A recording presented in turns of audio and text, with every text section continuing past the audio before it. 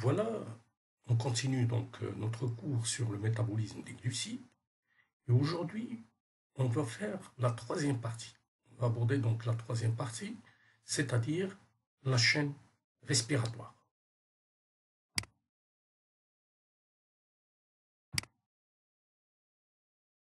La chaîne de transport des électrons, ou chaîne respiratoire, comme son nom l'indique, c'est une chaîne qui va se situer au niveau de la membrane interne des mitochondries.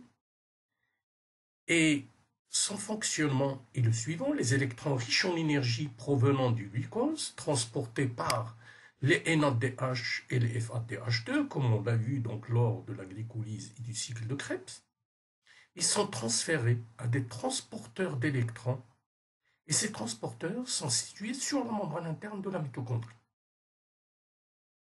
Les plis de la membrane interne, qu'on appelle les crêtes, ils permettent d'en accroître la surface. Et ça, vous l'aviez vu en biologie cellulaire, quand vous avez étudié donc, cet organite très important qui est la mitochondrie. Il avait deux membranes, une membrane externe, une membrane interne qui se replie sur elle-même pour justement constituer une surface très grande au niveau de laquelle va se passer ce transfert des électrons. Voici le fonctionnement d'une manière générale de cette chaîne. Le NADH ou le FADH2, issu donc de la glycolyse et du cycle de Krebs, ils vont céder les électrons riches en énergie à un transporteur d'électrons de la membrane interne de la mitochondrie. Et ici, je vous envoie donc à votre cours sur les oxydoréductions qu'on a vu précédemment pour comprendre ces phénomènes de niveau énergétique des électrons. Les électrons vont passer donc d'un transporteur à l'autre, comme on le voit ici. Il y a tout ça dessiné en bleu, c'est des transporteurs d'électrons.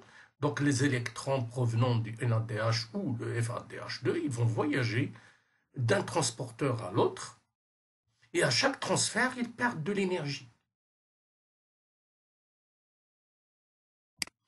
Et l'oxygène, qu'on voit là, c'est l'accepteur final des électrons. Cet oxygène va se combiner, donc en captant les électrons, il va se combiner à des protons, H+, pour former de l'eau.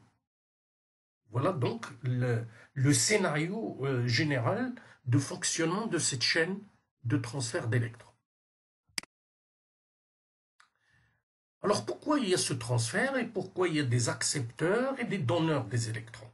Donc comme je vous l'ai dit tout à l'heure, il faut aller un peu réviser le cours sur les oxydoréductions pour comprendre un peu la notion de couple redox, couple oxydant, couple réduit, etc., réducteur. Donc le réducteur, je vous le rappelle, c'est une molécule ou un composé qui est riche en électrons, et il va les céder, il va les donner à un oxydant. Et plus cet oxydant a un potentiel redox élevé, et plus il va être accepteur, il va être habilité à accepter les électrons du réducteur. Et plus le réducteur aura un potentiel négatif, petit, et plus il sera réduit, et plus il va avoir l'habilité à donner, à céder ses électrons. Donc quand on voit ici, par exemple ici les échelles, en rouge, plus on va vers l'oxygène et plus le potentiel redox va augmenter. C'est pour ça l'oxygène est un bon accepteur des électrons, alors que les NADH, qui ont un potentiel inférieur à celui de l'oxygène, ils vont avoir l'habilité à donner, à céder plutôt leurs électrons. Et à cause de cette relation qu'on a vue dans la bioénergétique l'année dernière, delta G est égal à moins NF delta E, plus delta E est grand et plus delta G est petit, et inversement. À cause de ce signe moins. Donc, en ce qui concerne l'énergie libre de Gibbs, plus delta E ici du couple NAD, par exemple, NAD+, NADH+, elle est petite, donc l'énergie libre de Gibbs de ce couple va être très grande. Et plus delta E est grand, par exemple dans le cas de l'oxygène, de ce couple oxygène-O par exemple, et plus le delta G va être petit. Et je vous rappelle que quand delta G est négatif, les réactions sont exergoniques, ils vont se passer d'une manière spontanée. Par exemple ici, dans le cas du couple oxygène, le delta G est très négatif, donc spontanément, l'oxygène va capter les électrons provenant du NAD+, NADH. Et ça sera le même cas des autres couples de la chaîne respiratoire.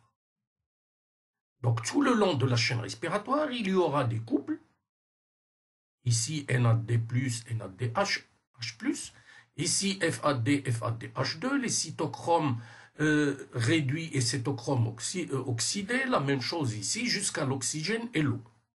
Et plus on va vers l'oxygène, plus le potentiel redox va augmenter, et plus donc l'habilitation d'accepteurs d'électrons va augmenter. Cette propriété d'accepter les électrons va augmenter plus on se dirige vers l'oxygène. Donc voilà si vous voulez, la force et l'explication du transfert des électrons du NAD+, NADH vers le couple oxygène. Voici dans cette diapositive, on a les couples de la chaîne respiratoire, ici. Et ici, les potentiels redox mesurés par rapport à ce couple H2H+, à pH 7. On n'est plus à pH 0, on est à pH 7. Donc, le couple ici de référence est de moins 0,42 volts. Et plus on va vers l'oxygène, on passe par des couples dont le potentiel redox va augmenter progressivement pour arriver à plus 0,81 volts pour le couple oxygène-eau. Donc on voit bien que lors du passage des électrons, leur captation est augmentée donc et facilitée de plus en plus quand on s'approche de l'oxygène, et l'oxygène est le capteur final.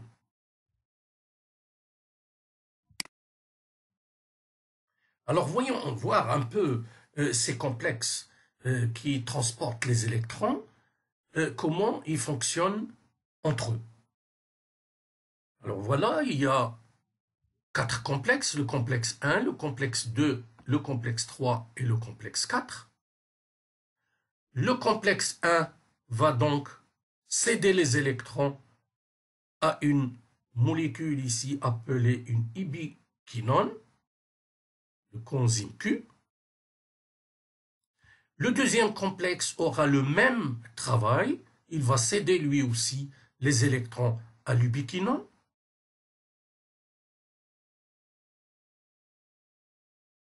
Les électrons vont ensuite passer de l'ubiquinone au complexe 3. Et du complexe 3, ils vont passer au complexe 4. Et tout ceci, retenez-les bien, il faut toujours le garder dans l'esprit, à cause des coenzymes qui vont exister, ou des couples redox qui vont exister dans ces complexes.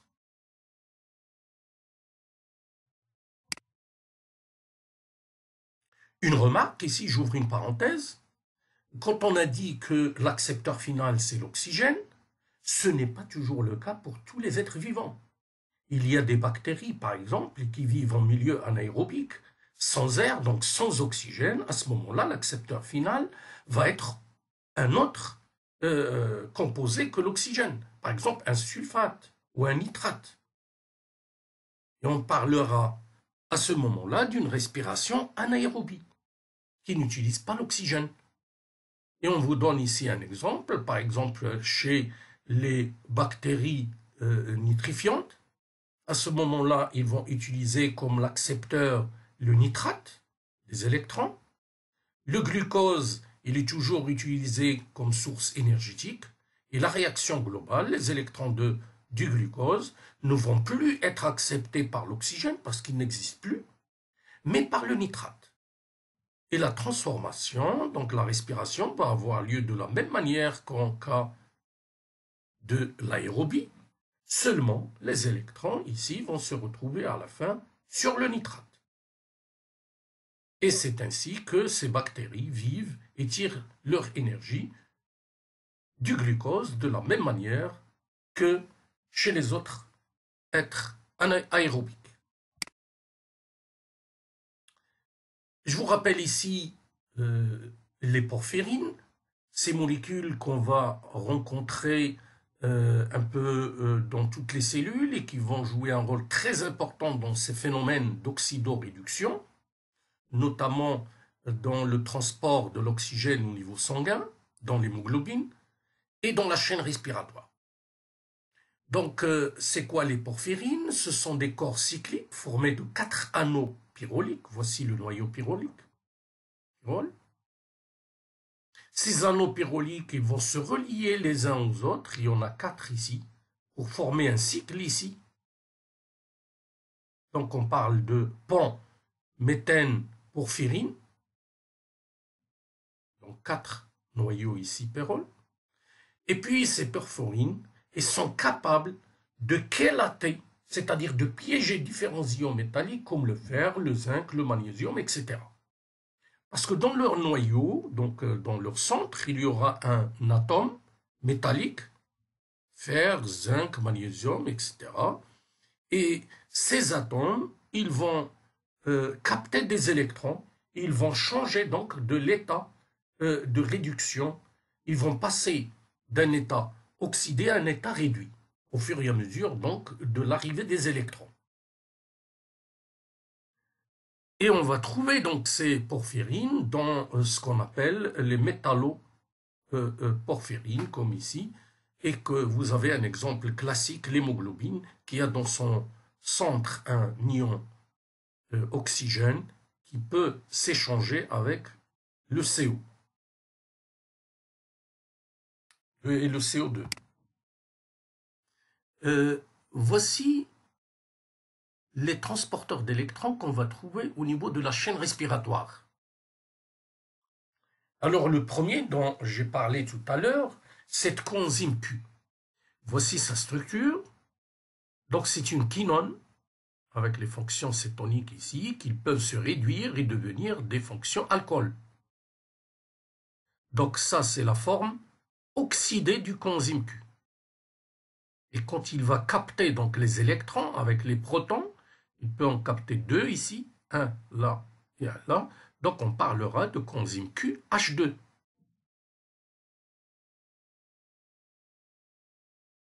Et pourquoi on l'appelle coenzyme Q10? Parce qu'il y a ici une chaîne latérale isoprénique qui a 10 unités isoprènes.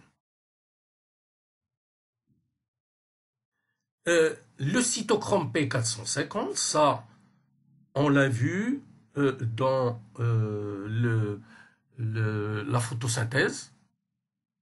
Donc, il va jouer le même rôle qu'un cytochrome C au niveau de la chaîne respiratoire. Donc, toujours une protéine, une métalloprotéine, avec un noyau donc héminique et un ion métallique qui va changer d'état de réduction. Par exemple, ici, le fer 2+, quand il va céder un électron, on va passer au fer 3+. Donc c'est ainsi que ces molécules vont capter ou céder des électrons. Et ici, c'est la chaîne, bien sûr, protéique à laquelle se lie ce noyau héminique.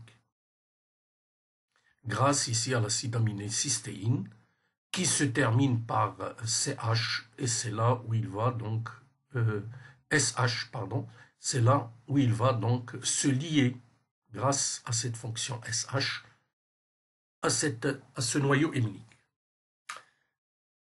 Un autre type de transporteur d'électrons, toujours de la chaîne respiratoire, c'est le centre 4 fer, 4 soufre, ou bien le centre 2 fer, 2 soufre. Ça, c'est des molécules, donc des protéines, des petites protéines, avec à leur noyau toujours des métaux, soit ferriques, soit du soufre, et ces soufres et ces fers sont reliés entre eux. Et l'état donc de réduction de ces atomes va changer au fur et à mesure du changement de la captation ou au contraire quand ils vont céder les électrons. Donc parfois on trouve 4 fers reliés à 4 soufres, on parle de centre 4F et 4S, ou bien de fer de soufre, on parlera à ce moment-là du centre de fer de soufre. Voici un petit rappel donc des potentiels standards de ces complexes de la chaîne respiratoire. Donc ici on a le nom des complexes, complexes 1, 2, 3 et 4.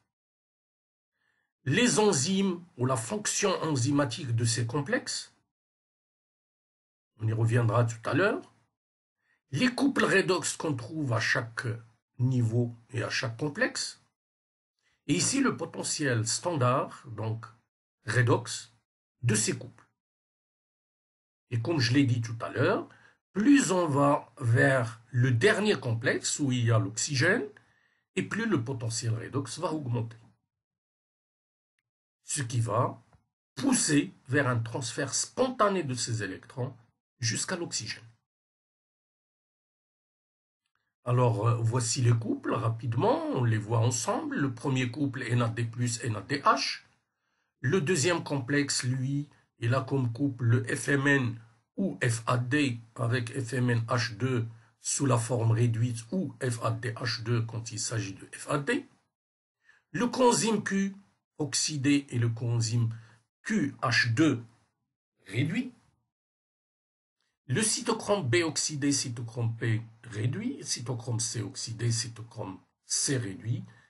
Cytochrome A oxydé, cytochrome réduit. Et à la fin, le couple oxygène OH-.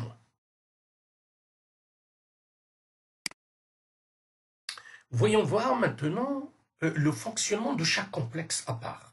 Alors, je vous demande, s'il vous plaît, un peu plus d'attention pour mieux comprendre un peu le fonctionnement de la chaîne respiratoire. Donc, prenons le premier complexe. Le premier complexe, il s'appelle la NADH déshydrogénase. Donc, comme son nom l'indique, le NADH vient de la glycolyse et du cycle de Krebs, et déshydrogénase parce que c'est une enzyme, c'est un complexe enzymatique, pardon, qui va déshydrogéner le NADH. On voit ici entre parenthèses un chiffre, une identification de cette enzyme, et j'attire votre attention sur le nom des enzymes. Il s'écrit EC 1.6.5.3. Et chaque enzyme ici a une identification, un nom spécial, toujours qui commence par EC, avec 4 chiffres séparés par un point. Alors ouvrons la parenthèse pour vous expliquer un peu cette façon d'identifier les enzymes. Donc EC veut dire Enzyme Commission Numbers. Donc c'est en anglais. Toutes les enzymes ont une identification, ont un chiffre d'identification comme nous, le numéro de la carte nationale. Donc EC, c'est l'enzyme Commission Numbers. Alors les 4 nombres de la nomenclature, ils désignent chacun une caractéristique de l'enzyme qui permet de l'identifier. Alors le premier nombre de la nomenclature, il indique le type de réaction catalysée par cette enzyme. Le second, le substrat général impliqué lors de la réaction. Et le troisième chiffre indique le substrat spécifique impliqué dans la réaction enzymatique. Et enfin, le quatrième, le numéro de série de l'enzyme. Alors, par exemple, pour ne pas vous alourdir un peu le cours, prenons l'exemple du premier chiffre. Le premier chiffre va varier suivant le type de réaction catalysée par l'enzyme. Par exemple, quand le nom de l'enzyme va commencer par EC1, c'est une oxydoréductase et qui va catalyser les réactions d'oxydoréduction comme les oxygénases. Par exemple, toutes les réactions, tous les complexes de la chaîne respiratoire, on va trouver leur nom. Dans leur nom, le premier chiffre, c'est 1, parce que c'est des enzymes qui vont faire de l'oxydoréduction. Deuxième type d'enzyme, c'est les enzymes qui ont comme premier chiffre 2. Ce seront les transférases. Pourquoi transférases? Parce qu'ils vont transférer des groupes fonctionnels d'un composé à un autre. Et quand c'est 3, c'est des hydrolases qui vont donc faire de l'hydrolyse, des diverses liaisons chimiques. Les liases, ils vont briser les liaisons par un procédé autre que l'hydrolyse et l'oxydation. Les isomérases, comme leur nom l'indique, ils auront comme premier chiffre 5 et catalysent les réactions d'isomérisation. Et enfin, les enzymes qui vont avoir un 6 comme premier nombre, ce seront des ligases qui peuvent joindre donc deux molécules par des liaisons covalentes. Donc ce sont des enzymes qui lient. C'est pour ça qu'on les appelle des ligases. Ils auront tous comme premier chiffre 6. Donc voilà un peu, je voulais justement vous expliquer un peu cette notion d'identification des noms des enzymes. Donc pour plus de détails, donc je vous envoie à votre cours d'enzymologie. Et revenons donc à ce premier complexe pour voir un peu son fonctionnement en détail. Donc on a dit l'enzyme c'est le NADH déshydrogénase. C'est une enzyme qui est également appelée complexe 1. C'est la première enzyme de la respiration cellulaire. Il s'agit d'une protéine de très grande taille. Et chez les mammifères, elle possède 46 sous-unités et une masse d'à peu près 1000 kg d'Alton. Donc c'est une grosse molécule, c'est un gros complexe. Et regardez sa forme, ça rappelle un peu une botte. Et on voit ici donc la membrane interne et cette molécule, donc protéique, ce complexe, vient s'intégrer dans la membrane interne de la mitochondrie. Avec justement cette partie de la botte qui sort et qui va donc dans la matrice. Les gènes qui encodent cette protéine vont se trouver à la fois dans le noyau et dans le génome mitochondrial. Et ça sera toujours le cas pour les nombreuses enzymes mitochondriales. Donc toutes les protéines enzymatiques mitochondriales, ils auront leurs gènes à la fois dans le génome de la mitochondrie et du noyau de la cellule. Le complexe 1, qu'est-ce qu'il fait? Il va catalyser la réduction du coenzyme Q10. Donc, on l'a dit tout à l'heure, le coenzyme Q, c'est une ubiquinone liposoluble présente dans la membrane mitochondriale. Elle est là. Elle est dans la membrane interne. Alors, les deux électrons du NADH, ils vont justement réduire cette coenzyme Q, oxydée, pour la rendre réduite sous la forme QH2. La réaction globale de ce transfert d'électrons, NADH plus coenzyme Q oxydé, plus 5 protons, donc avec le proton ici du NAD, ça fait 6. 2 de ces 6 protons vont partir sur le coenzyme Q pour le rendre coenzyme QH2. Et il nous reste 4. Ces 4 protons, ils vont passer à travers ce complexe. Ils vont le traverser pour passer à l'espace intermembranaire. Donc, la formation de ce coenzyme Q réduit, il contribue non seulement au transfert des électrons, mais aussi à la formation d'un gradient protonique dans l'espace intermembranaire. Donc on voit 4 protons ici lors de ce transfert qui passe de la matrice vers l'espace intermembranaire. Et n'oubliez pas, avant d'arriver au coenzyme Q, les électrons vont passer par d'autres coenzymes ou bien par d'autres centres fer-soufre jusqu'à Q.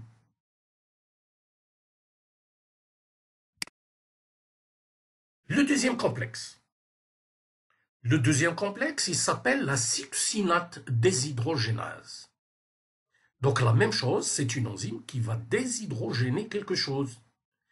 Il est également appelé complexe 2. C'est le deuxième point d'entrée des électrons dans la chaîne respiratoire. Donc c'est comme si la chaîne respiratoire a 2 portes. Une porte par le NADH et une porte par le FADH2. Et le complexe justement 2, c'est cette deuxième porte à FADH2. Cette enzyme, elle présente la particularité d'appartenir à la fois au cycle de Krebs et à la chaîne respiratoire. En effet, quand on a étudié le cycle de Krebs, je vous ai mis ici un schéma du cycle de Krebs, cette réaction succinate-fumarate, on a vu qu'elle utilisait comme coenzyme le FADH2.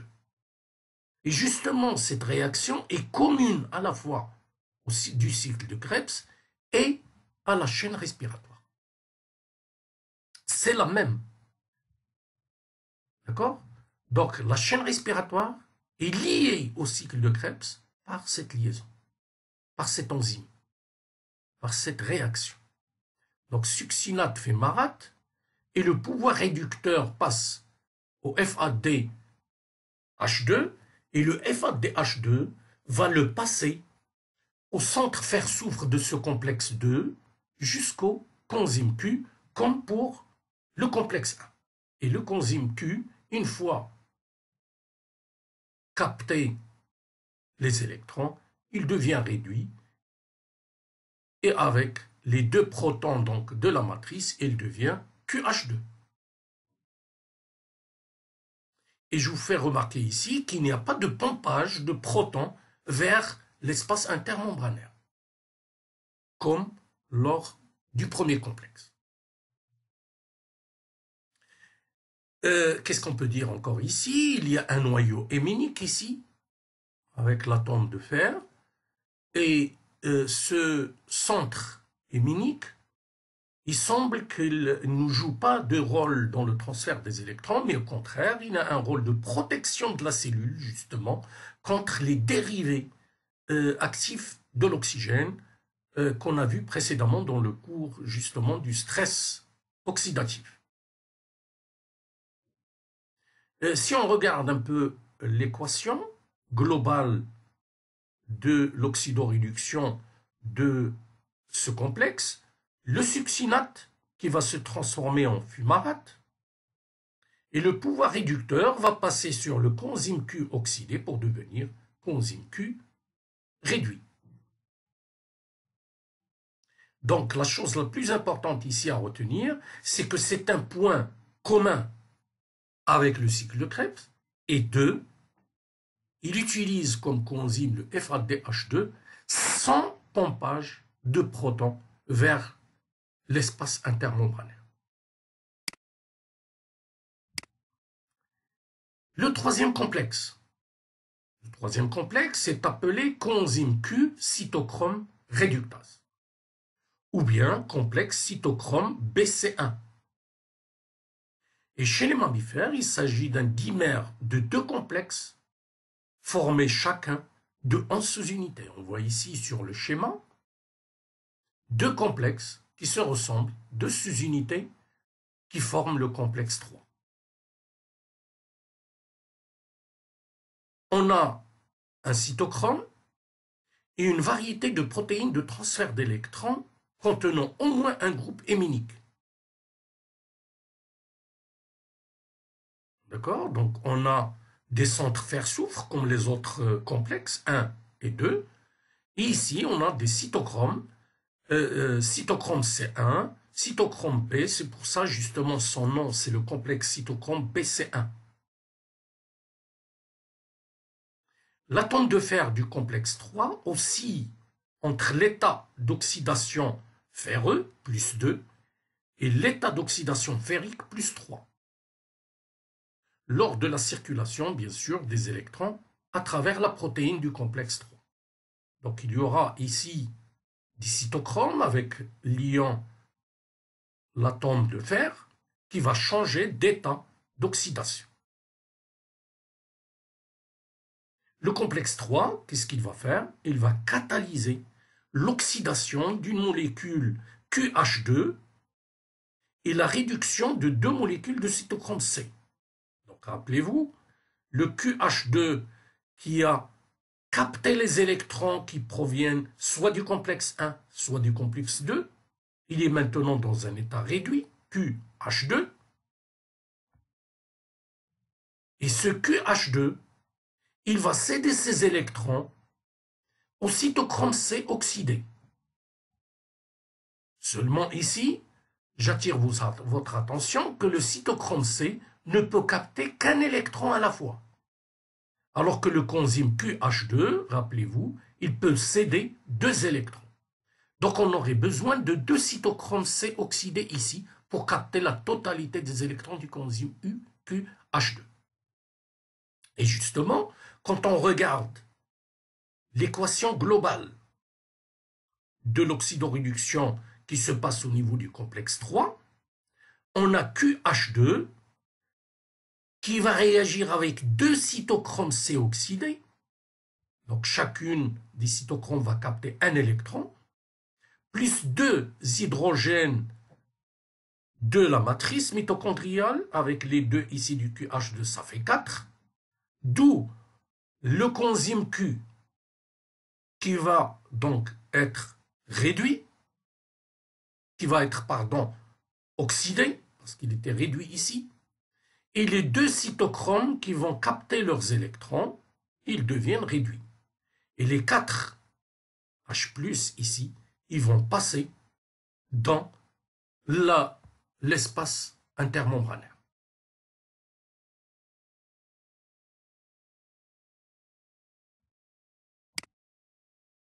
Voilà, dans la mesure où un seul électron peut être transféré d'un QH2, donneur à un cytochrome C accepteur à chaque fois, le mécanisme réactionnel du complexe 3, il est un peu plus subtil, plus compliqué que celui des deux autres qu'on vient de voir. Parce qu'il va se dérouler en deux étapes. Et on va voir un peu, essayer donc de me suivre pour comprendre un peu le fonctionnement particulier de ce complexe 3. Deux étapes. Lors de la première étape, l'enzyme, ici, première sous-unité, il va se lier à trois substrats qui sont le coenzyme QH2 qui provient donc du complexe 1 ou 2 et qui est dans l'état donc réduit, puis un cytochrome C, qui va recevoir, parce qu'il est oxydé, il va recevoir un électron, et une coenzyme Q10 dans un état, elle, oxydé, et qui va recevoir le deuxième électron du coenzyme QH2. Alors, comment ça va se passer?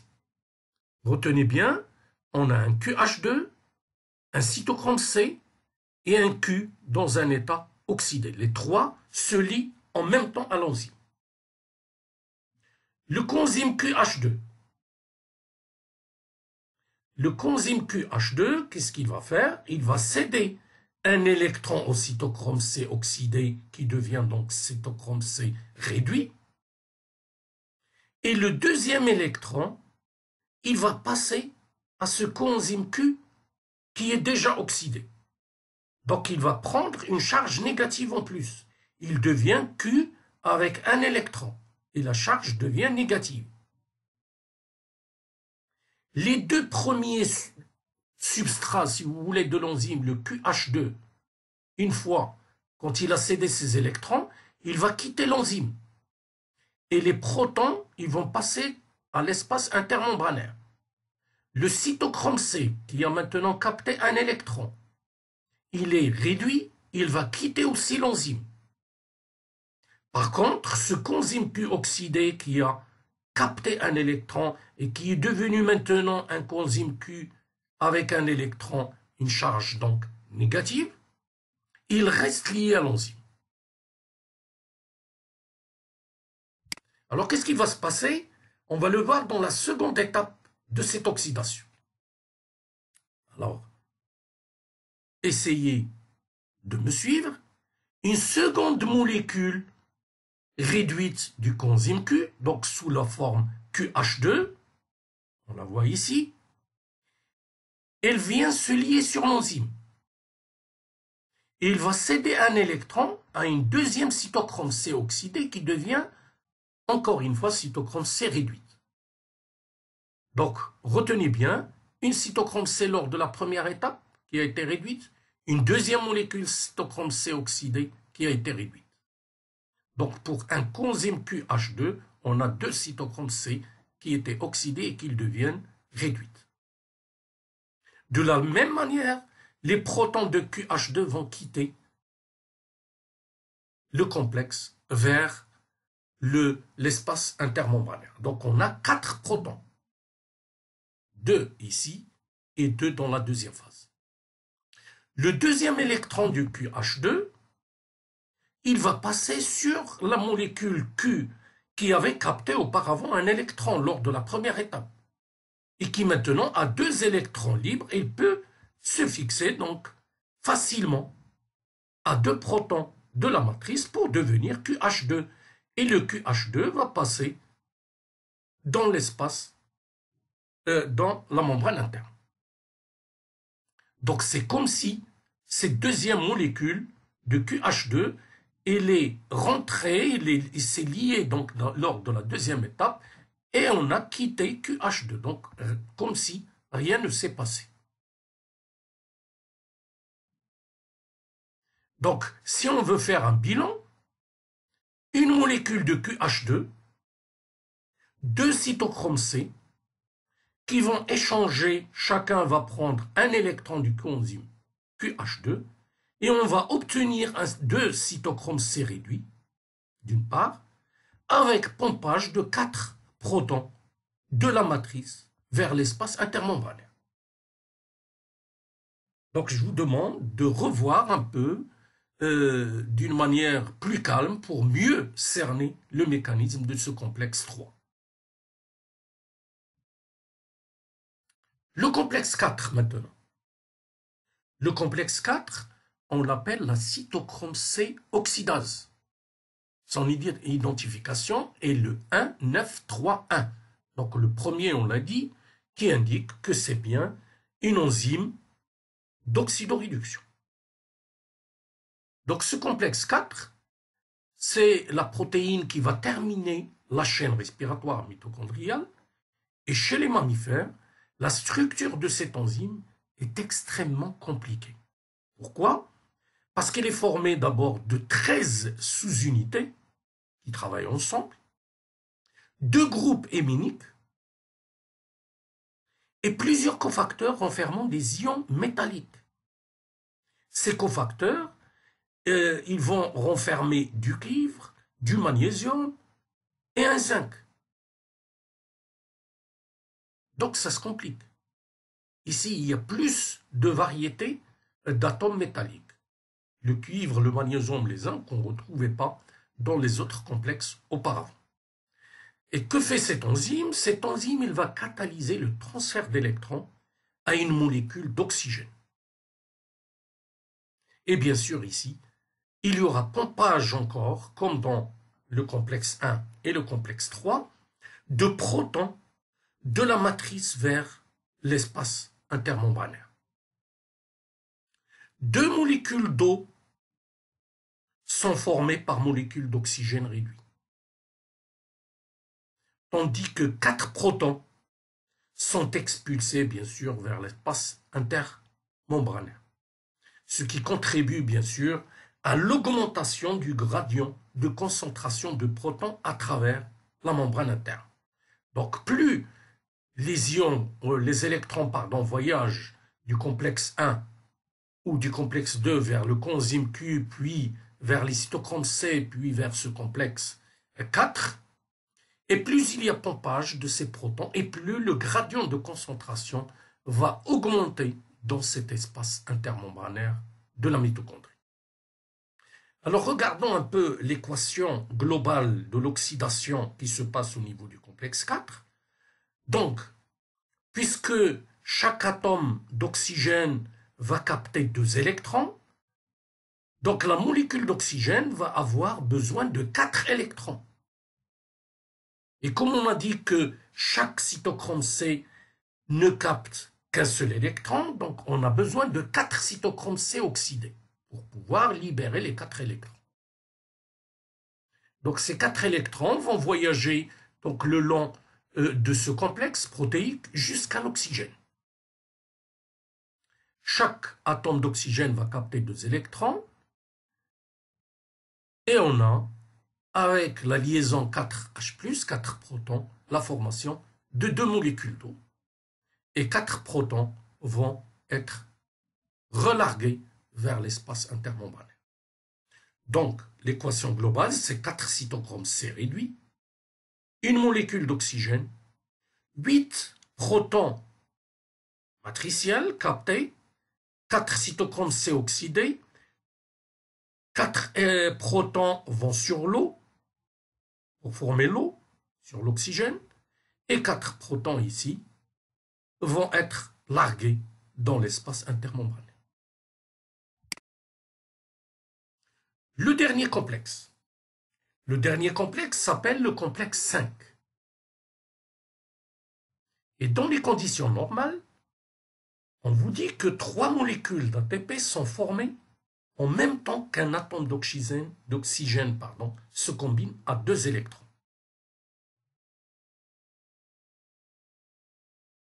Regardez bien ce complexe, comment il est intermembranaire, donc il a une partie intermembranaire ici, de la membrane interne de la mitochondrie, et puis une partie qui dépasse ici, avec une tête ici, qui est responsable justement de la phosphorylation de l'ADP pour devenir de l'ATP.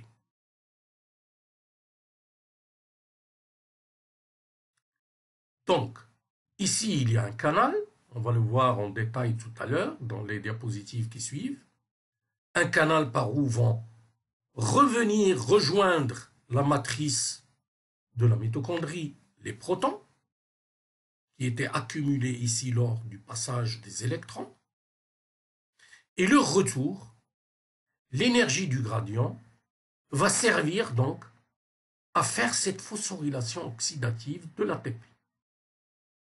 Donc phosphorylation, ici, et oxydative parce qu'il provient justement, ce gradient protonique, des séries d'oxydoréduction qu'on a vues dans les complexes que constitue cette chaîne respiratoire. Donc c'est pour ça qu'on parle de phosphorylation oxydative.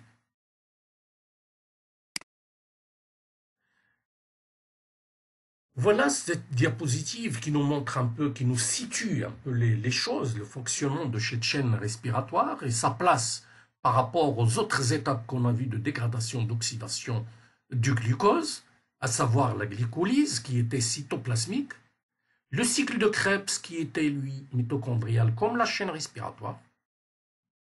Et les deux ici avaient un point commun, ne l'oubliez pas, par le complexe 2. Donc, 2 portes d'entrée du pouvoir réducteur dans cette chaîne respiratoire, le NADH et le FADH2. Voyage des électrons à cause du potentiel redox de ces couples d'oxydoréduction qui se trouvent dans les complexes, les différents complexes de la chaîne respiratoire. Et le dernier qui a un potentiel redox le plus élevé, l'oxygène, c'est lui qui sera le capteur final. L'énergie de ces électrons va se trouver diminuée, réduite au fur et à mesure de leur voyage vers l'oxygène.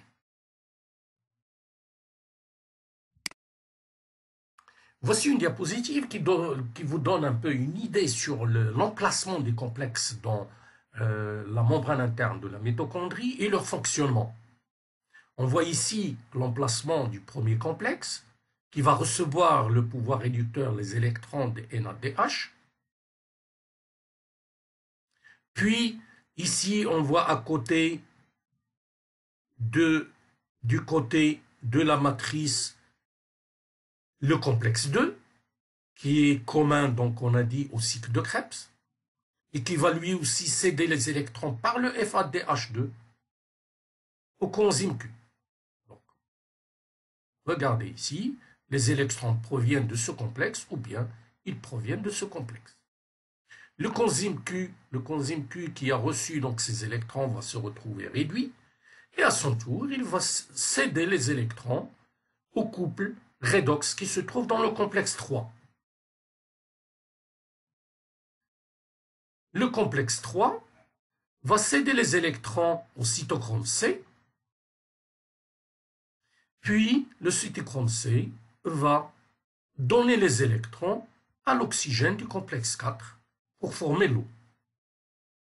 Et n'oubliez pas, plus les électrons voyagent vers l'eau, l'oxygène, pardon, et plus il y a pompage au niveau des trois complexes 1, 3 et 4 de la matrice vers cet espace intermitochondrial. Donc, à la fin, il y aura un gradient très important de ces protons dans l'espace intermembranaire par rapport à la matrice. Et cette force de gradient, c'est elle qui va pousser justement, spontanément, ces protons à se dissiper, à rentrer par ce canal de l'ATP synthétase ou synthase qui se trouve ici. Et cette énergie va servir à phosphoryler l'ATP et former donc cette molécule énergétique très importante pour la vie de la cellule. Cette diapositive vous montre un peu, contrairement à ce que pensent beaucoup d'étudiants, ici, cette chaîne respiratoire, elle existe partout dans la membrane interne de la mitochondrie. Il n'existe pas une seule chaîne, il en existe plusieurs. Je vous ai parlé tout à l'heure de la surface qu'occupe cette membrane interne. C'est un peu, en quelque sorte, comme un drap replié. Quand on va l'ouvrir, ça occupe beaucoup de surface. La même chose pour cette membrane interne. Elle est repliée sur elle-même, elle occupe un petit espace, mais en réalité, si on l'ouvre, on va trouver un espace assez important. Donc, tout le long de cette membrane interne mitochondriale, il y a plusieurs chaînes respiratoires qui fonctionnent d'une manière synchrone en même temps. On voit ici sur cette diapositive un exemple de deux chaînes respiratoires qui fonctionnent avec ici un point commun, le cycle de Krebs qui est à l'intérieur. Et n'oubliez pas cette réaction succinate-fumarate par laquelle peut rentrer aussi le pouvoir réducteur dans la chaîne respiratoire. Donc, le pouvoir réducteur, il arrive soit par le biais du FADH2 ou bien ici, dans l'autre exemple en haut de la chaîne respiratoire, qui capte, elle, le pouvoir réducteur provenant du NADH.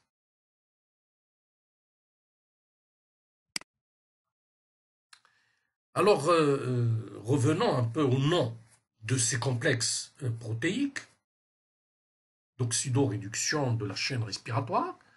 Le premier complexe, le complexe 1, il a une réaction NADH coenzyme Q réductase. C'est facile à retenir. Le premier donneur, c'est le NADH. Et à qui il va donner son pouvoir réducteur? Au coenzyme Q. Le coenzyme Q qui est oxydé, il va donc être réduit. Donc l'enzyme, c'est une réductase. Donc NADH, coenzyme Q, réductase. Le complexe 2, succinate, coenzyme Q, réductase. Donc de la même manière, le succinate, c'est lui qui va fournir donc, le pouvoir réducteur au coenzyme Q qui va être réduit. Donc l'enzyme, c'est une réductase. Donc succinate, coenzyme Q, réductase. N'oubliez pas, dans le premier complexe, donc, on avait NADH, et ici, le coenzyme, c'est le FADH2. Le complexe 3, de la même manière, on va former son nom, coenzyme Q, puisque c'est le pouvoir réducteur maintenant est sur le coenzyme Q, et il va le donner au cytochrome C. Donc l'enzyme, c'est toujours une réductase, et on parle de coenzyme Q, cytochrome C, réductase. Parce que le coenzyme Q, c'était un intermédiaire entre le complexe 1 et 3, ou bien 2 et 3, et le cytochrome C, c'est un intermédiaire, on l'a vu, entre le complexe 2 ou 1 et puis le complexe 3. Et le complexe 4, pardon. Le complexe 3 et le complexe 4. Le complexe 4, il a une action cytochrome C oxydase. Parce que maintenant, qui est-ce qui va donner le pouvoir réducteur ici? Ce sont les cytochromes C. Parce qu'ils sont dans un état réduit quand ils ont capté les électrons du coenzyme Q. C'est pour ça qu'ils vont s'oxyder. Donc ce complexe, c'est une oxydase. Donc cytochrome C, oxydase. Donc le coenzyme Q, il fait la transition entre le complexe 1 ou 2 et le complexe 3. Et le complexe C, le cytochrome C, il fait la transition entre le complexe 3 et le complexe 4. Donc si on revient en arrière, on voit bien ici, entre le complexe 1 et le complexe 3, le coenzyme Q, et entre le coenzyme 3 et le coenzyme 4, le cytochrome C ici.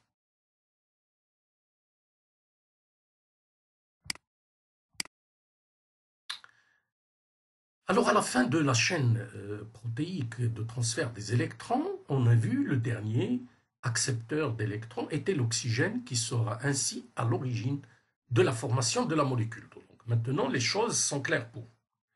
Le NADH, il permettra donc le transport de 10 protons de la matrice mitochondriale à l'espace intermembranaire, tandis que le FADH2 de seulement 6. Pourquoi? On a vu que lors du premier complexe, il y avait passage de 4 protons dans l'espace intermembranaire. Lors du complexe 3, 2. Et lors du complexe 4, 4 protons.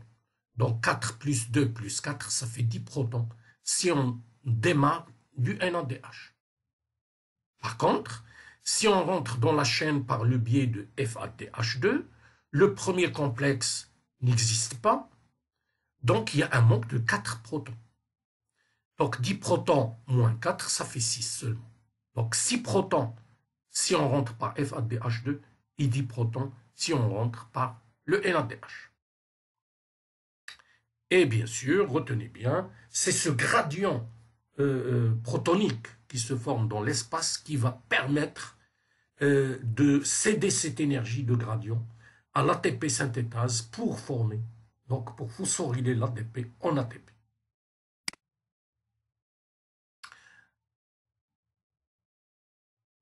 Voilà, donc on voit bien sur cette diapositive ce gradient, cette accumulation des protons tout le long de la chaîne respiratoire pendant les réactions d'oxydoréduction jusqu'à l'arrivée à l'oxygène.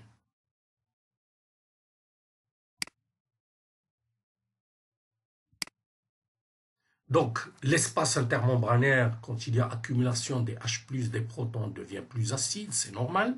Plus il y a de protons et plus le milieu est acide, concentré en H+.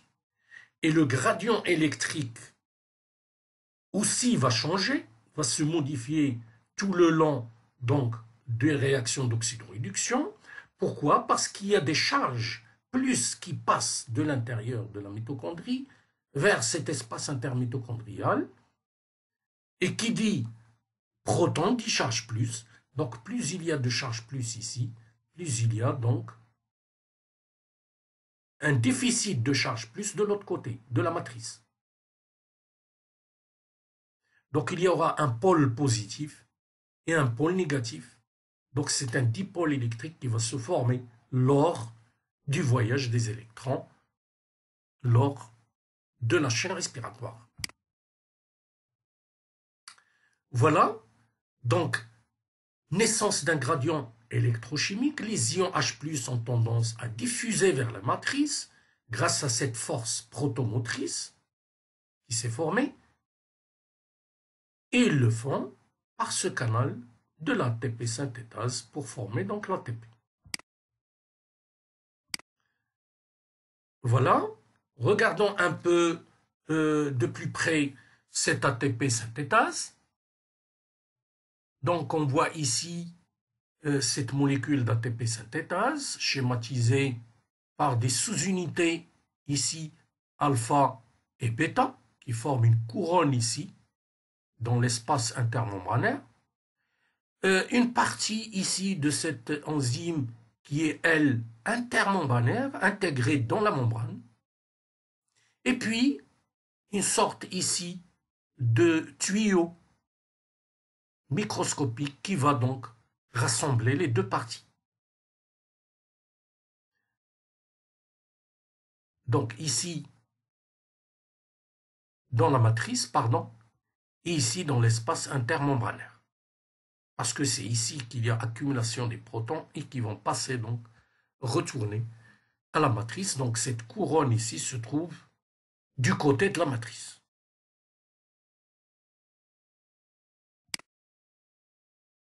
Et voilà, c'est à ce niveau-là de cette couronne qu'il y aura phosphorylation de l'ADP pour donner l'ATP. Voilà, ici une vue au microscope électronique de la membrane interne de la mitochondrie. Et on voit ici ces sortes de boules blanches qui dépassent ici de la membrane. Et c'est elles qui constituent donc les ATP synthétases, parce que c'est à ce niveau-là qu'il y aura synthèse donc de l'ATP. Voilà, encore une vue plus rapprochée donc de cette ATP synthétase et qui est responsable donc de la synthèse de l'ATP.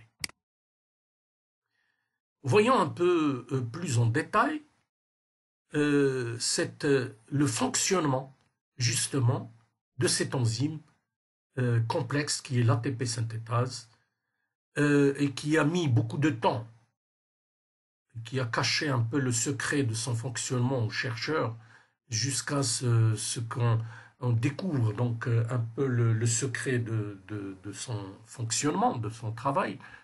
Et le chercheur qui a trouvé ça, Mitchell, qui a eu donc le prix Nobel pour cette découverte. Alors voilà la partie intermembranaire, une sorte de disque, ici. Ici, un demi-canal de cette protéine qui juxtapose donc ce disque, un demi-canal par lequel vont passer les protons. Une fois arrivé au milieu, il y a ce disque qui va les recevoir. Ce disque va tourner, il va faire un tour. Et une fois le trou en face, ici, un deuxième demi-canal qui appartient toujours à cette sous-unité qu'on appelle la sous-unité A, et qui vont quitter donc ici cette protéine, cette partie, cette sous-unité A pour passer justement dans l'espace intermembranaire. Donc retenez bien, demi-canal sur A,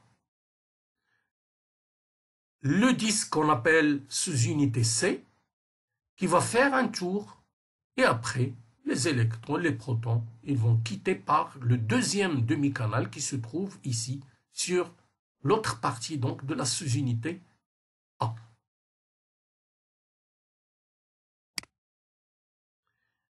Voyons un peu plus, d'une manière plus approfondie, un peu pour que vous compreniez un peu mieux le fonctionnement de l'ATP synthétase.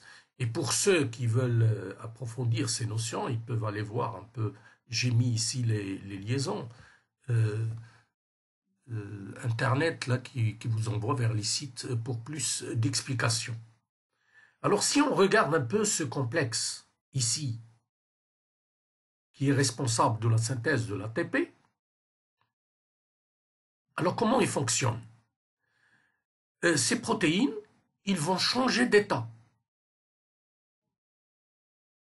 Alors, il y a un état ouvert qui ne reçoit rien, et pendant que celui-là est ouvert, un autre à côté, il devient affine pour l'ADP et pour le phosphate inorganique.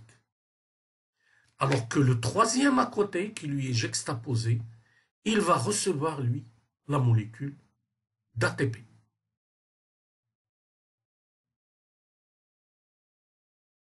Si on passe au deuxième état, ce qui était ouvert, il va changer de conformation, il va devenir donc affine à la molécule d'ADP et la molécule de phosphate.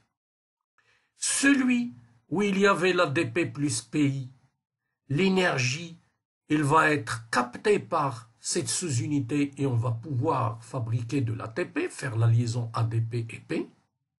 Et là où il y avait l'ATP, la molécule d'ATP, il va changer aussi ici de conformation de manière à rejeter l'ATP dans le milieu.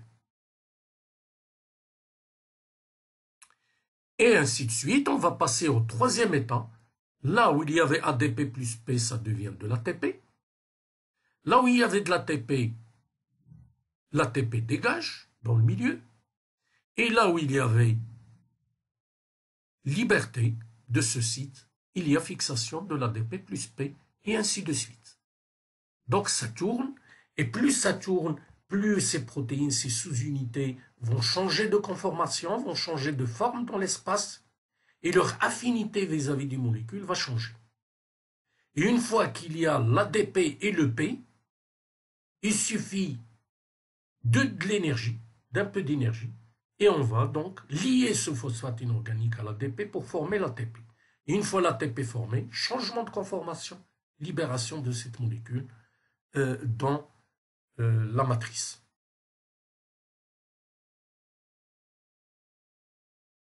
Voilà, donc globalement, les protons rentrent ici de l'espace intermembranaire parce qu'ils sont donc en quantité suffisante. Ils rentrent spontanément ici. Une fois rentrés par ce demi-canal, ils vont faire le tour. Et quand ils vont faire le tour, ils vont faire tourner aussi cette coupole ici, cette tête de l'ATP synthétase.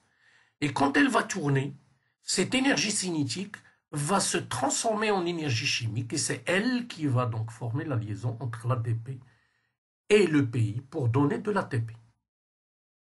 Et les protons, une fois tournés ici avec ce disque, ils vont trouver l'autre demi-canal ici, toujours sur la sous-unité A, pour quitter justement l'ATP synthétase et partir vers la matrice. Donc ils retournent là où ils étaient au départ. Donc retenez bien, c'est comme un petit moteur, un moteur microscopique, avec un disque ici qui tourne, une tête ici qui tourne aussi, et plus ça tourne, plus ça change de conformation, de forme, et plus ça change d'affinité vis-à-vis donc des molécules ADP et PI, et de l'ATP, et plus ça voyage, ça tourne, et ça se déverse dans la matrice.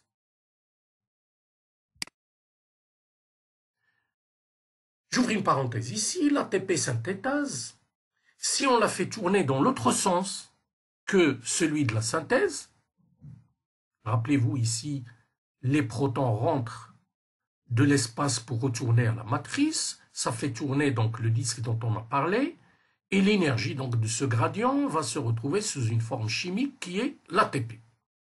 Si maintenant on fait tourner dans le sens contraire, ce disque, donc c'est normal, les protons vont passer dans l'autre sens.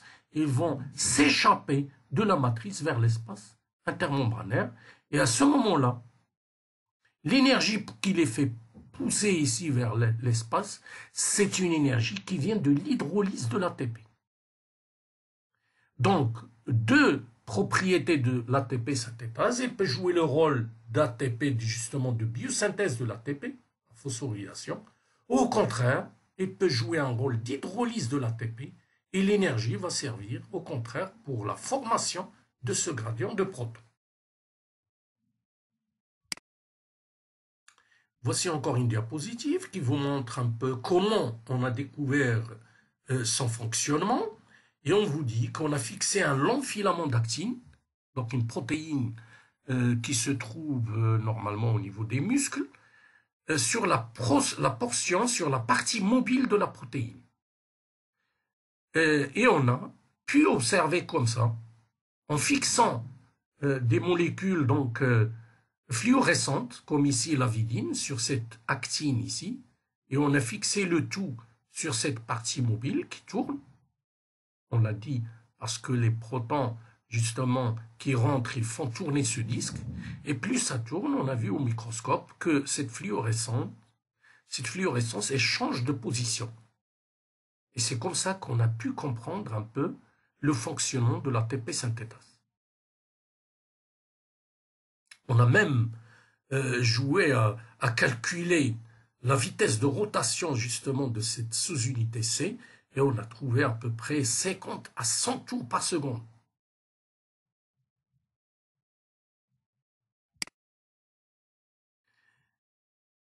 Et justement, les chercheurs ont pu généraliser ce phénomène, ce fonctionnement de la chaîne respiratoire, parce qu'ils ont pu expliquer un peu le déplacement des bactéries par le flagelle donc, de la bactérie. Et le flagelle, il fonctionne à peu près de la même manière que ce moteur microscopique de la chaîne respiratoire qui est l'ATP synthétase. Justement, ici, on voit un peu la bactérie avec son flagelle. Et il va se déplacer justement grâce au mouvement de ce flagelle. Et le mouvement, justement, il fait de la même manière des protons qui vont passer justement à l'intérieur et ils vont faire bouger de la même manière qu'on a vu pour l'ATP synthétase ce flagelle. Et c'est ça qui explique un peu le mouvement des bactéries. Pardon. Voici un hommage aux deux personnes, aux deux chercheurs qui ont trouvé justement le fonctionnement de cet ATP synthétase en expliquant ces théories donc, de Mitchell et qu'ils ont eu à cause de ça un prix, donc le prix Nobel de chimie en 1997 pour ces découvertes. Maintenant, voyons voir un peu, quand on a expliqué un peu le fonctionnement de l'ATP synthétase, faisons un bilan de l'oxydation du glucose en CO2 et H2O. Donc un petit rappel de ce qu'on a vu jusqu'ici. La glycolyse nous avait permis de synthétiser 8 ATP. Pourquoi 8? 2 ATP plus 2 NADH. Rappelez-vous la réaction d'oxydation de la glycolyse. Donc, puisque 2 pyruvate, on va avoir 2 NADH. Les 2 NADH, quand ils vont rentrer dans la chaîne respiratoire, vont donner chacun 3 ATP, on l'a dit. Plus, donc 3 fois 2, 6, plus 2 ATP, ça fait 8 ATP. La réaction intermédiaire entre la glycolyse et le cycle de Krebs, c'est-à-dire la décarboxylation oxydative du pyruvate qu'on a vu dans le cours précédent, elle va donner lieu à 2 NADH réduits, donc en passant par la chaîne respiratoire, chacun va donner 3 ATP. Donc au total, on a 6 ATP lors de l'oxydation et la décarboxylation du pyruvate. Ensuite, dans le cycle de Krebs, on a formation de 2 NAD réduits, 2 FAD réduits.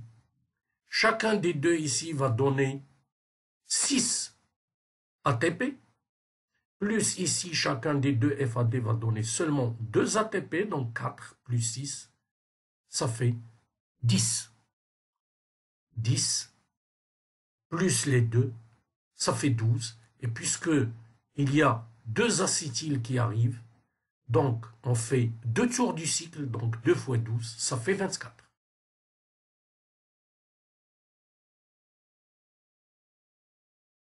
Donc ici 6, puisqu'il y a 3 NAD, donc 3, ça fait 6, plus 4, ça fait 10, plus 2 ATP qu'on a, rappelez-vous, synthétisés dans le cycle de Krebs sous forme de GTP, donc les 2 GTP vont donner 2 ATP, donc ça fera 2 tours, donc 24 ATP. Quand on fait un bilan net de l'ATP, 8 plus 6, ça fait 14, plus 24, ça fait 38 ATP. Alors que l'année dernière, rappelez-vous, en S1, on avait étudié la fermentation, on avait trouvé seulement 2 ATP, donc une différence énorme entre l'oxydation et la fermentation. L'oxydation permet donc de gagner beaucoup plus d'énergie que la fermentation. Alors maintenant, une question qui me vient souvent par les étudiants.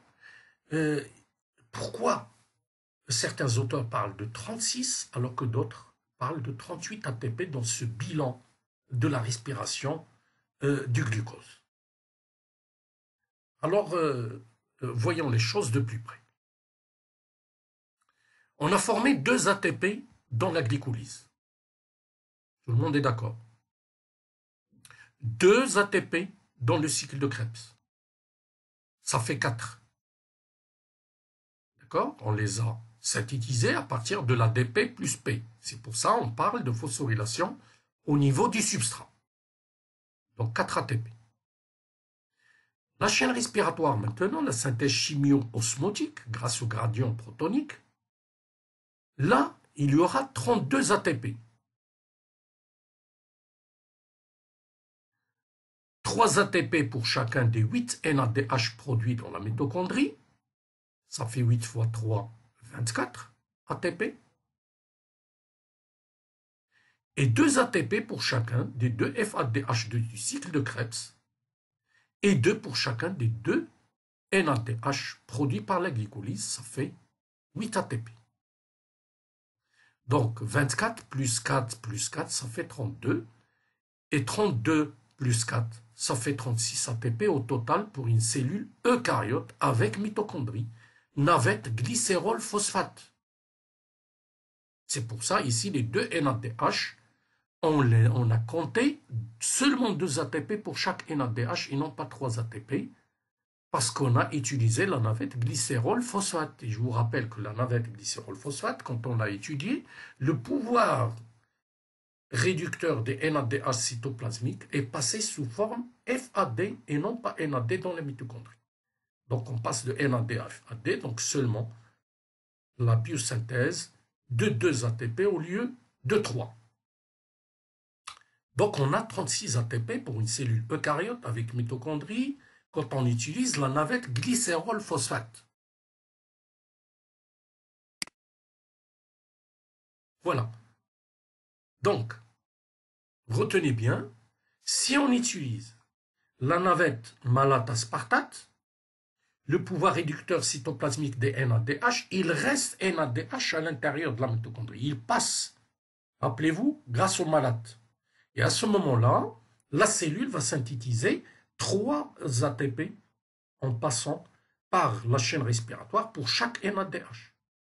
Alors que quand on utilise la navette glycérol phosphate, les NADH cytoplasmiques ne vont donner que 2 ATP en passant par la chaîne respiratoire parce que ça va se transformer en FAD. Donc voilà un peu l'explication, la différence entre 36 et 38 ATP. J'espère que maintenant, les choses sont claires dans votre esprit. Donc navette, glycérol phosphate, 36 ATP. Navette, malate aspartate, 38 ATP. Et chez les bactéries, ça c'est très important à savoir, il n'y a pas de mitochondrie. Donc à ce moment-là, les NADH produits dans le cytoplasme des bactéries va directement être donc oxydé dans la membrane de la mitochondrie de la bactérie, pardon, parce qu'il n'y a pas de mitochondrie. Et à ce moment-là, tous les NADH vont donner 3 ATP chacun. Et par conséquent, quand on parle d'une cellule prokaryote qui n'a pas de mitochondrie, il y a formation de 38 ATP. Et quand on va parler des cellules eucaryotes avec mitochondrie, quand on utilise la navette glycérol-phosphate, c'est 36 ATP. Et quand on utilise la navette malate-aspartate, c'est 38 ATP.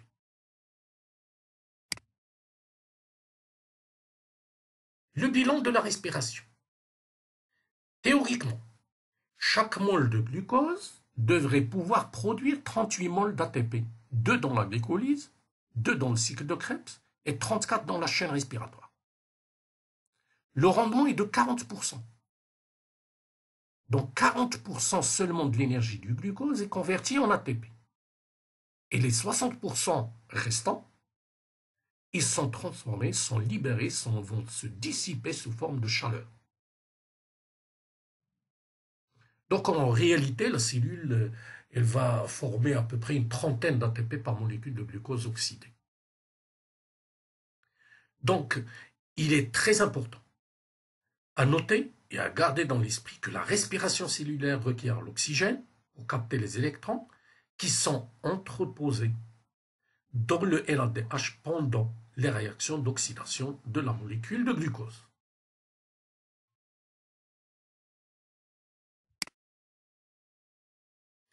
Voyons maintenant un peu l'effet de quelques poisons sur la chaîne respiratoire.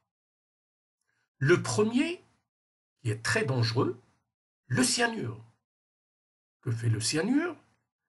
Le cyanure, il bloque le passage des électrons du cytochrome A3, un des transporteurs d'électrons de la membrane, à l'oxygène. Donc il va réagir sur le dernier complexe, le complexe 4, qui va, c'est là où il y a capture donc, des électrons par l'oxygène. Et le cyanure, il va bloquer donc ce passage des électrons vers l'oxygène.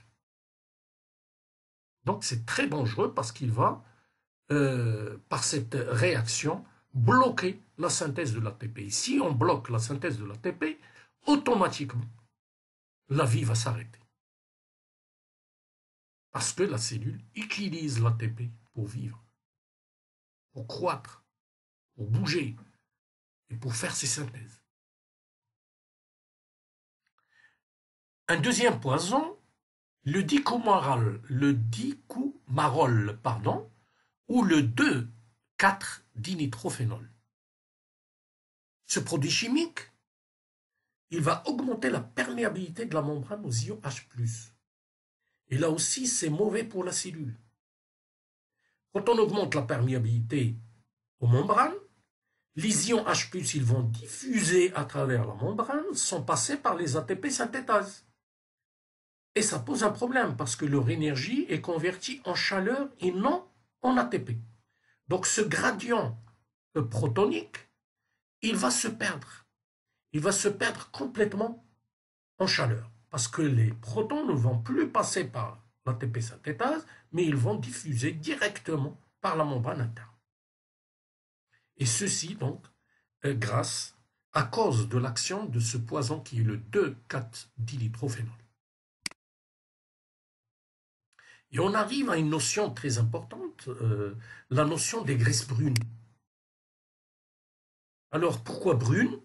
Parce qu'ils sont très riches en mitochondries. Ces graisses, on va les trouver chez les animaux donc, qui hibernent, par exemple les ours.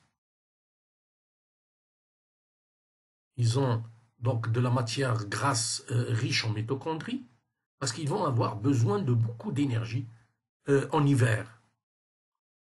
Et les membranes des mitochondries, elles possèdent des protéines de transport d'ions H+, non couplées à des ATP synthétases, qu'on appelle les thermogénines. Donc il y aura des protéines qui vont, elles, s'occuper donc du transport des protons. Au lieu que les protons passent naturellement par les ATP synthétases, ces protéines vont les faire passer directement à l'intérieur donc de la mitochondrie, vers la matrice, sans passer par cette enzyme. Donc là aussi, au lieu qu'on va synthétiser l'ATP, on va former de la chaleur. Donc, comme le cas précédent qu'on a vu avec le 2,4-dinitrophénol. Donc, comme ça, l'ours, par exemple, ou tous les animaux donc, qui hibernent, ils vont avoir de la chaleur pendant l'hibernation. Donc, puisqu'ils ne travaillent pas, leur métabolisme est très basal pendant cette période et toute l'énergie dont ils ont besoin, c'est de la chaleur pour se maintenir justement et pour justement contrer le froid de l'hiver. Comme remarque, cette protéine, la thermogénine, on l'a aussi, mais on l'a seulement à la naissance. Donc les bébés à la naissance, ils naissent avec beaucoup de thermogénine qui les aide justement à se maintenir au chaud. Et cette thermogénine, elle va disparaître progressivement avec l'âge. Et pour terminer, donc, on retourne un peu à cette histoire de régulation. Et on a vu qu'en passant par les 3 phases de dégradation du glucose, que ce soit la glycolyse, ou le cycle de Krebs, ou la chaîne respiratoire, toutes ces réactions sont très contrôlées et sont très régulées. Donc, je ne reviens pas en détail à cette régulation de la glycolyse, on l'a vu précédemment. Voilà. Ce qu'il faut retenir, c'est que ce phénomène de régulation dépend des produits et des substrats. Plus il y a d'énergie dans la cellule, plus il y a d'ATP, l'ATP va venir lui-même arrêter les dégradations. Donc il va réguler lui-même les enzymes allostériques qui lui donnent naissance.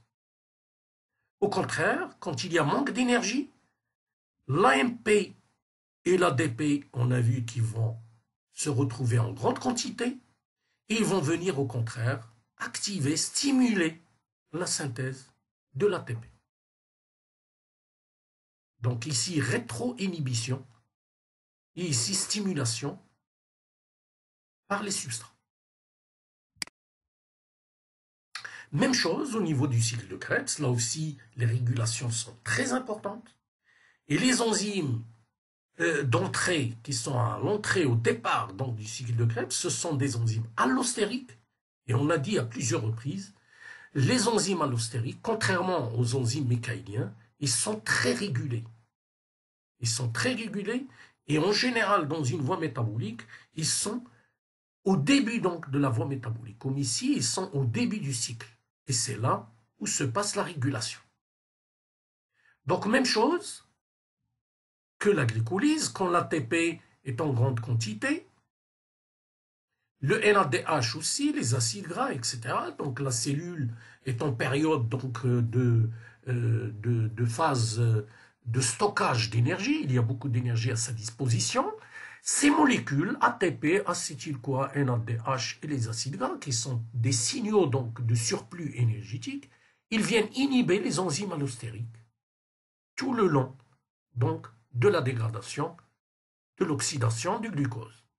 Ici, on l'a vu dans la pyruvate déshydrogénase, on l'a vu en détail donc de ce complexe de décarboxylation oxydative du pyruvate. Et la même chose, ces mêmes molécules vont venir inhiber la citrate synthase, cette enzyme, ce premier enzyme de formation du citrate à partir de l'acide oxaloacétique, de cette enzyme, la déshydrogénase, qui permet le passage au alpha-cétoglutarate, donc là aussi c'est inhibé par l'ATP, et cette enzyme allostérique, la déshydrogénase, qui fait passer l'alpha-cétoglutarate au succinyl-CoA, là aussi il y a rétro-inhibition par l'ATP. Au contraire, en période de manque énergétique, les molécules qui sont en surplus, qui donnent ce signal, c'est l'AMP, le coenzyme A, le NAD+, et le calcium. Et justement, ces molécules, on a vu leur action d'activation des dégradations au niveau du complexe pyruvate déshydrogénase. La même chose, l'ADP, le calcium, vont venir activer les enzymes allostériques du cycle de Krebs. Donc on va vers la formation de l'ATP. Voilà, donc retenez bien, quand il y a trop de produits, le produit vient rétro-inhiber sa formation. Au contraire, quand il y a trop de substrats, comme l'ADP par exemple, l'AMP, c'est un signal de manque énergétique. Ils viennent, au contraire, stimuler, activer la formation de l'énergie, c'est-à-dire de l'ATP. Voilà, on arrive à la fin de ce cours. On a vu donc la glycolyse, on a vu le cycle de Krebs, la chaîne respiratoire, et maintenant, on se pose la question, que se passe-t-il s'il n'y a pas d'oxygène? Est-ce que la glycolyse va fonctionner normalement? Est-ce que le reste des étapes de dégradation vont aussi fonctionner d'une manière normale? C'est-à-dire, maintenant, on va voir cette voie de fermentation. Alors, à quoi sert la fermentation? Elle va servir à produire de l'énergie sans utilisation d'oxygène. Et ça, c'est très important pour beaucoup d'êtres vivants qui vivent en aérobie, des bactéries, etc., qui n'utilisent pas l'oxygène. Ils vont utiliser, comme la levure, un autre moyen qui est la fermentation pour justement tirer l'énergie du glucose. Cette même réaction de fermentation, on va la trouver au niveau du muscle. Un muscle qui travaille énormément d'une manière énergétique, il va avoir du mal à utiliser tout l'oxygène à sa disposition, donc il va passer en mode de fermentation. Ce mode donc de dégradation du glucose, en absence d'oxygène, il va produire beaucoup moins d'énergie, seulement 2 ATP par molécule de glucose, alors que dans la voie oxydative, on avait formé 36 pour la respiration. Et ici, il faut avoir toujours dans l'esprit qu'il y a plusieurs types de fermentation, les fermentations alcooliques, les fermentations lactiques, etc. Alors, quel est l'objectif pour la cellule de faire de la fermentation? Justement, on a vu lors de la glycolyse, en absence d'oxygène, on n'a pas utilisé l'oxygène. Et pourtant, on a formé un pouvoir réducteur sous forme de NADH+. Le cycle de Krebs et la chaîne respiratoire qui se passe dans la mitochondrie, ils ont besoin d'oxygène. Donc, ils ne peuvent pas avoir lieu. Si on ne fait rien, le NADH+, ne peut plus s'oxyder. Et à ce moment-là, la glycolyse va s'arrêter. Alors, comment on va faire, donc, justement, pour recycler ce NADH+. Et c'est là que vient la fermentation pour nous sauver et reformer, retourner vers la forme oxydée de ce coenzyme NAD+, et la glycolyse peut avoir lieu.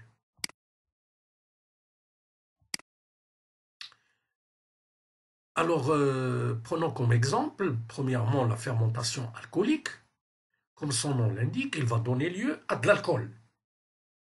Et l'alcool, ça sera l'éthanol. On le voit ici, CH3, CH2OH. Alors, le point de départ, comme pour les réactions aérobiques, c'est le glucose. La glycolyse se passe de la même manière que chez les êtres aérobiques et on va former les 2 ATP. Le problème qu'on a, c'est comment recycler les NADH parce qu'ils ne peuvent pas aller dans la chaîne respiratoire. Il n'y a pas d'oxygène. À ce moment-là, le pyruvate, il va se décarboxyler. Et on a 2 pyruvates, donc 2 CO2. Chacun va donner un CO2. Et on obtient 2 molécules d'acétaldéhyde. Ces 2 molécules d'acétaldéhyde vont se réduire et on va passer de la fonction aldéhydique à la fonction alcoolique grâce au pouvoir réducteur de ces 2 coenzymes NADH. Donc voilà comment ça se passe la fermentation alcoolique. Glucose donne éthanol. En présence de 2 NADH+, on forme 2 NAD+. La fermentation lactique. La fermentation lactique, donc contrairement à la fermentation alcoolique, elle va former du lactate, de l'acide lactique. Et vous avez vu dans vos cours précédents, soit en S1, soit au lycée, la formation de l'acide lactique va se passer au niveau des muscles. Donc quand il n'y a pas assez d'oxygène, le muscle va fermenter ce glucose en faisant de la glycolyse, et ce pyruvate maintenant, il va directement se réduire grâce au coenzyme NADH pour justement former du lactate qui est le CH3CHOH, COOH. Donc c'est bien un acide, c'est l'acide lactique. Et voilà, notre NAD+, que ce soit dans la fermentation lactique ou la fermentation alcoolique, il est recyclé et il va pouvoir être utilisé dans la glycolyse. Alors un petit mot sur la contraction, et pour situer un peu ces réactions d'oxydation et de fermentation à partir du glucose. Alors dans le muscle, on a vu qu'on n'avait pas à notre disposition beaucoup d'ATP. Donc l'ATP qu'on a, à peu près en 1 minute, on va le puiser. Et tout de suite au départ, on a dit la créatine phosphate, c'est elle qui prend le relais. Ça va durer à peu près 5 minutes. Le stock de créatine phosphate va s'épuiser à son tour. Et la fermentation lactique va reprendre à ce moment-là. On va former un peu d'énergie qui va servir donc aux contractions musculaires. Pendant à peu près une quinzaine de minutes, on va former notre acide lactique et qui va par néoglucogénèse former du glucose qui peut encore servir dans la glycolyse et synthétiser un peu d'ATP. Mais si l'effort dure encore longtemps, c'est là où il va falloir absolument faire appel aux oxydations aérobiques qui passent par le cycle de Krebs et la chaîne respiratoire pour pouvoir synthétiser plus d'ATP, donc plus d'énergie pour les muscles. Et bien sûr, quand l'effort est très intense pour les muscles, on fait appel aussi aux lipides.